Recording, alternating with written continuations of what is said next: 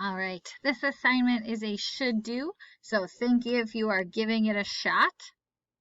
It's very similar to when we compared buying sunshine with smartphones and India's ingenious solar canal. So from the first week, it's similar to that, but you're doing buying sunshine with smartphones, and the story you read this week, Dupika Corrupt, the quest for clean water.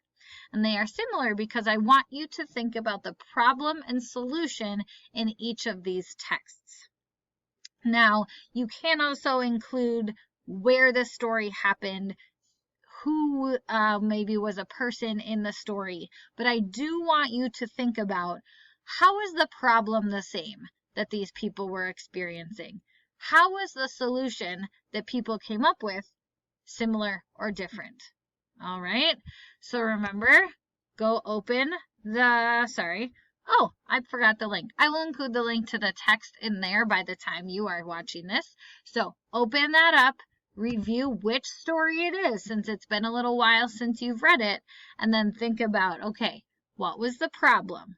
What did people not have access to? What was maybe missing? And then how did they fix it? All right. I am more than happy to help. And because it's a should do, if you only can come up with a few things, go ahead and turn it in.